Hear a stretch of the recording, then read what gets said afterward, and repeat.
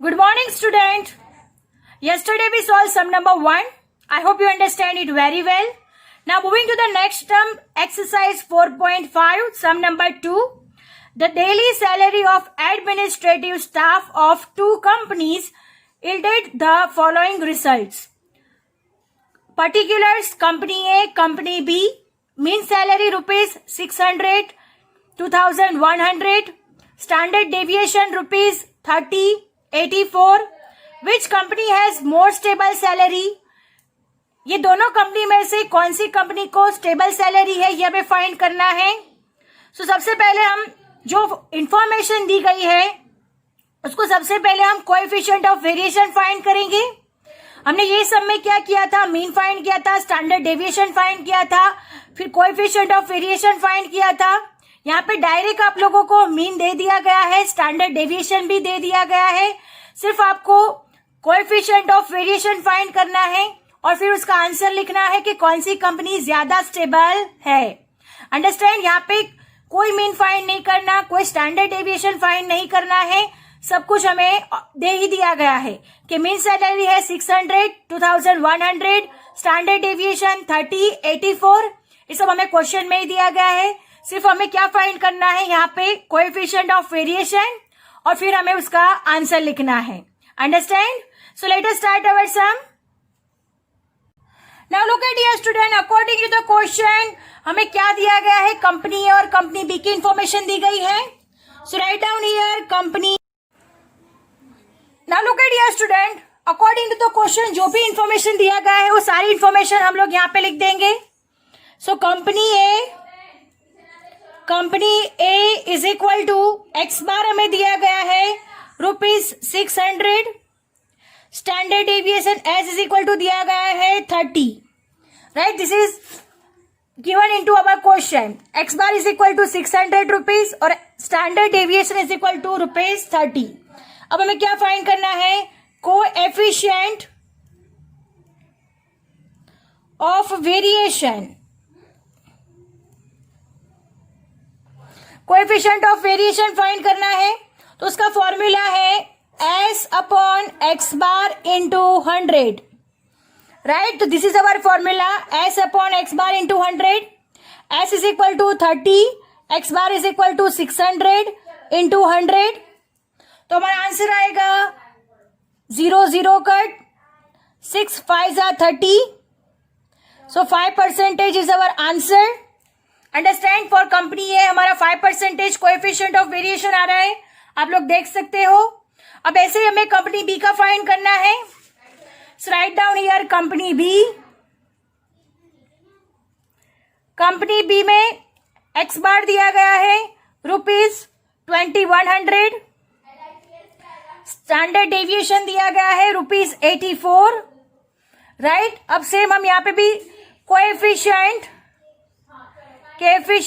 Of variation is equal to formula है s upon x bar into 100. Right, तो standard deviation 84 और 2100 multiply by 100 0 0 cancel, 21 4 जा 84. सो our answer आएगा 4%. Understand? सो ये हमने कंपनी ए का 5% फाइंड किया, कंपनी बी का 4% फाइंड किया.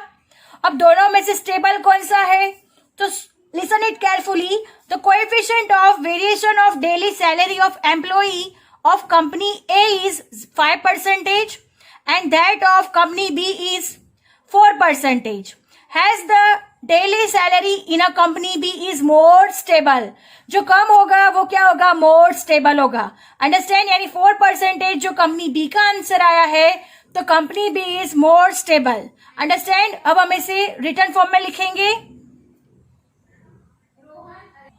सो लुक एट हियर स्टूडेंट, हम लोग आंसर लिखेंगे. अब the coefficient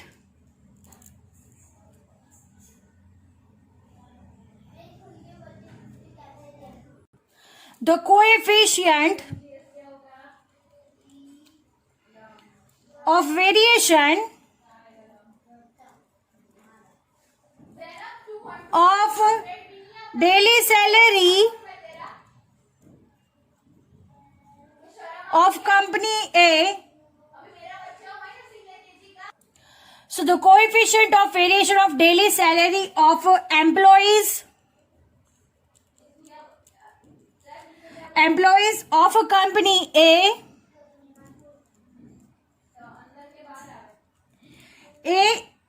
is 5%. Company A के कितने हमने फाइंड किए 5%, and that of company B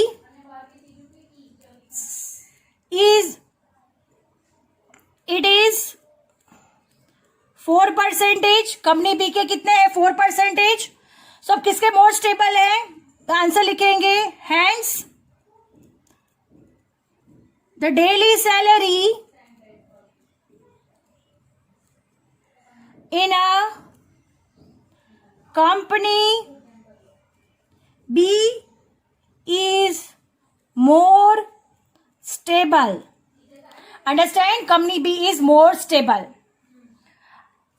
The coefficient of variation of daily salary of employees of a company A is 5%, and that of company B it is 4%.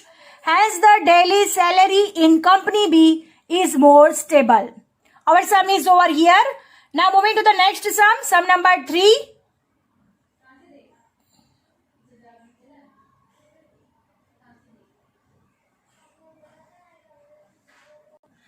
Sum number 3, the coefficient of variation of two series are 30% and 25%, and their standard deviation are 15 and 9 respectively.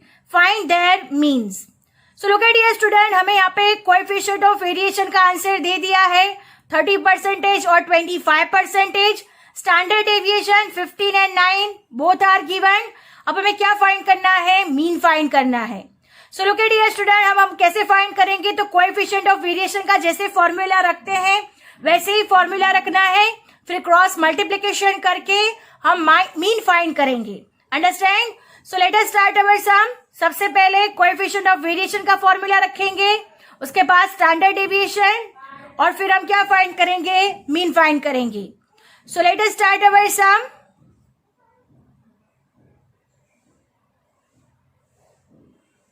Now look at here student, two series are given. दो coefficient of variation हमें दिए गए हैं, तो हम उसके नाम दे देते हैं फर्स्ट सीरीज में हमें कोएफिशिएंट ऑफ वेरिएशन दिया गया है, coefficient of variation is equal to दिया गया है 30%. राइट, कोएफिशिएंट ऑफ वेरिएशन 30% दिया गया है. Standard deviation S is equal to दिया गया है 15, और क्या फाइंड करना है, एक्स बार यानी मीन फाइंड करना है. Mean is equal to question mark for the first series. Right, अब सेकंड सीरीज भी हमें दी गई है, सेकंड सीरीज यहां पे लिख देते हैं. सेकंड सीरीज में coefficient of variation is equal to दिया गया है 25%, और स्टैंडर्ड डेविएशन दिया गया है 9, और यहां पे भी हमें क्या फाइंड करना है, एक्स बार. अंडरस्टैंड? हमें अकॉर्डिंग टू द क्वेश्चन ये दोनों इंफॉर्मेशन दी गई है. अब हमें क्या फाइंड करना है, दोनों का मीन फाइंड करना है for the first series and for the second series. So look at here student, s is equal to 15, x bar is equal to question mark, s is equal to 9, x bar is equal to question mark. अब हम यहाँ पे coefficient of variation का formula रखेंगे, coefficient of variation का formula है s upon x bar into 100. Understand? Coefficient of variation 30% दिया गया है, तो यहाँ पे लिख देंगे 30 इज इक्वल टू एस हमें दिया गया है 15, और एक्स बार हमें क्या करना है, फाइंड करना है, मल्टीप्लाई बाय 100. अंडरस्टैंड? क्या किया हमने, जो फॉर्मूला था बस वही फॉर्मूला लिख दिया है, coefficient of variation is equal to S upon x bar into 100. अब coefficient of variation 30 is equal to S is equal to 15 divide by x bar into 100। अब हम क्रॉस मल्टीप्लीकेशन करेंगे, x बार को upper side ले जाएंगे। Now look at here student, 30 x bar is equal to 15 into 100 हो जाएगा, right. अब 30 इधर मल्टीप्लीकेशन में इस साइड पे आएगा तो डिवीजन में चला जाएगा। So x bar is equal to 15 divide by 30 into 100, right. अब हम इसे सॉल्व करेंगे, 0 0 कट, 3 5 15। सो हमारा x बार मिलेगा हमें 50। x bar is equal to for the first series 50 मिल जाएगा, राइट। 5 इंटू 10 यानी 50।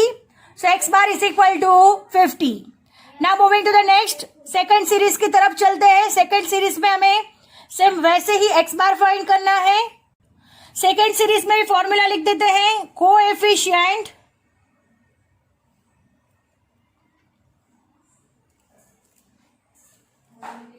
Of variation is equal to, formula है हमारे पास S upon x bar into 100। This is our formula. Coefficient of variation 25, so 25 standard deviation 9 divide by x bar into 100। अब ऐसा ही करेंगे, x बार अपर side ले जाएंगे तो 25 x bar is equal to 9 into 100 हो जाएगा। अब 25 मल्टीप्लीकेशन में डाउन साइड लाएंगे, so x bar is equal to 9 into 100 divide by 25। 25 4 जा 100, 9 4 जा 36। So x bar is equal to हमें मिलेगा 36। Understand? For the first series x bar is equal to 50, for the second series x bar is equal to 36, which is our answer. Understand? तो हमने x बार यहाँ पे दोनों का find कर लिया है। So our sum is over here. I hope you understand it very well. And our exercise 4.5 is also over here.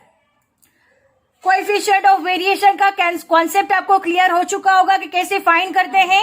Coefficient of variation का जो फॉर्मूला है बस वही रख के हमें क्या करना है, सॉल्व करना है। So our sum is over here. I hope you understand it very well. Thank you students.